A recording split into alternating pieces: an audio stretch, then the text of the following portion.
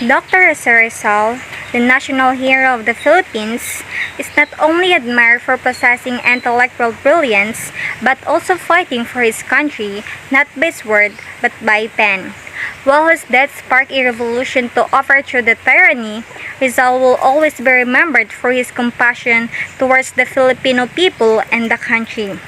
So how Rizal lives through our lives at the present? First, by studying the life and works of Rizal. Colleges and universities in the Philippines require every college students to take a subject which centers around the life and works of Rizal to pay tribute to our national hero for devoting his life, works, and writings. His two novels are continuously being analyzed by students and professionals. Second, celebrating Rizal Day. Every year, the Filipinos celebrate Rizal Day on December 30 each year to commemorate his life and works. Filipinos look back at how his founding of La Liga Filipina and his two novels had an effect on the early beginnings of the Philippine Revolution. Third, by making memorials and statues. In honor of Rizal, memorial and statues of the national hero can be found not only within the Philippines, but in selected cities around the world. For example, a road in the Chanakyapuri area of New Delhi and in Medan. And just like here in Lang, we have statues of Jose Rizal in the plaza. And within the Philippines, there are streets, towns or cities, a university, and a province named after him. And lastly, Rizal Park. To commemorate what he did for the country, the Philippines built a memorial park for him, now referred to as a Rizal Park, found in Manila. The monument stands near the place where he fell during his execution in Luneta. Bayani, a hero, symbolizes goodness, and this word carries a great responsibility and sacrifices. Being called a hero needs a greater act of bravery, an act of bravery that Rizal showed. Rizal chose pen, for he believed that pen was mightier than sword. Rizal gave us freedom by goodness. He used his strength of intellectual and writings to wake Filipinos from a deep sleep of deprivation, a nightmare. Rizal is different from any other heroes that elevated because of their war exploits. This just proves that silence is deadly. However, back days, Americans decided for him being the national hero at their time in our country to set as a good example to Filipinos to not revolt against Americans. Rizal became a national hero just because he passed the criteria being a national hero during the American period. But for Filipinos, Rizal is our true national hero in the Philippines. Two great Philippine heroes, Jose Rizal and Andres Bonifacio. Jose Rizal is known as a Philippine national hero. We encounter Rizal everywhere. We see his burst whole-body figures in municipalities and schools all over the Philippines and some other countries abroad. His face is engraved in every 1 peso coin and his name graves establishments and streets or avenues.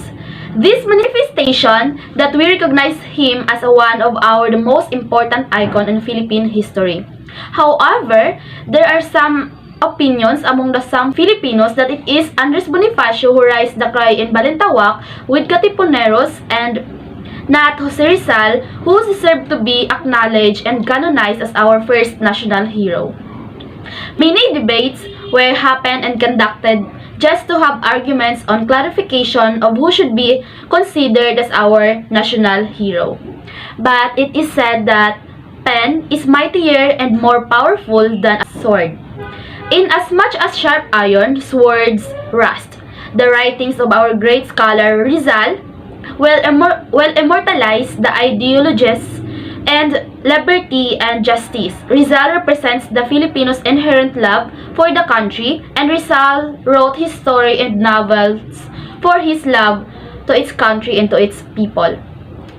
We learned about the life of Rizal that even he is studying abroad, he is so determined to make any movement and actions to open the eyes of Filipinos against corrupt and maltreating way of leading of Spanish in the Philippines. And yes, Rizal succeeded to be one of our leader of reform and Filipino enlightened to aim for independence. But we can say both Rizal and Andres Bonifacio was a great hero who sacrificed themselves for the independence of the country and for its people. And we should never forget them and never forget the history. Good day, everyone. I am Kisha Lindy de la Fuente, one of the reporter in Group 2, and I will be discussing why our national hero, Dr. Jose P. Rizal, is called reformist. But first of all, what is a reformist? A reformist is the one who advocates reform of society and the gradual accumulation of small changes as opposed to revolutionary action. It is a person who wants to change and improve the society or government using conflict-free resolution and a bloodless revolution. One of the proof that Rizal is a reformist is his identity as an ilustrado. During the Spanish era, education is limited especially to Filipinos.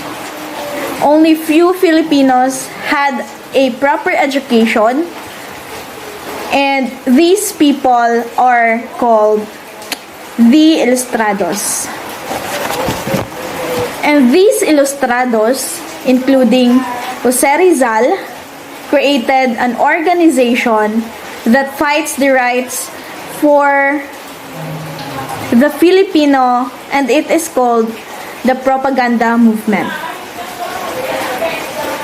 All his participation in La Solidaridad, La Liga Filipina, and his famous works Noli Me Tangere and El Filibusterismo shows that our national hero, Jose Rizal, is a reformist. He shows nationalism in a unique way and also fight for the Filipinos' equality and freedom without using violence. Through his works and deeds in Spanish colonization shows that he is a reformist and proved to everyone that pen is indeed mightier than the sword. Again, I am Kisha Lindy de la Fuente. Thank you for listening. How can we attain freedom without the use of aggression? Perhaps some may wonder if is it even possible. Well, our national hero is the best example. Jose Rizal wrote to Marcelo H. del Pilar that it is intelligence and reason that Filipinos should work with. Back then, Philippines has been colonized by Spaniards for 333 years. There are Filipinos who were deprived of rights, of power, and of opportunities that should have been inherent to them. This leads to the rise of inferiority complex. Moreover, according to Gripardo, Rizal believed in agnostic deism. What is agnostic deism? It is a combination of agnostic realism and deism. It affirms the existence of a God who does not interfere in human affairs and whose attributes cannot be exactly known. Thus, our hero believed in human capability to solve human problems. Since the colonizers stole our rights, this problem required an action, and Rizal believed that Filipinos are the ones who could make it true. But the question is, how? Many heroes sacrificed their lives as they fought through revolution, but they still did not attain freedom. For Rizal, human problems are irrational creations that can be solved through rational solution. use of aggression will just add fuel to the fire. From an excerpt in El Filibusterismo stating what is the use of independence if the slaves of today will be the tyrants of tomorrow, we can conclude that Rizal wanted to implant in our minds the ideals of reconciliation. He believed that freedom is won not through the sword, but through the people making themselves worthy of it. Thus, freedom can be obtained through character, vision, wisdom, and solidarity.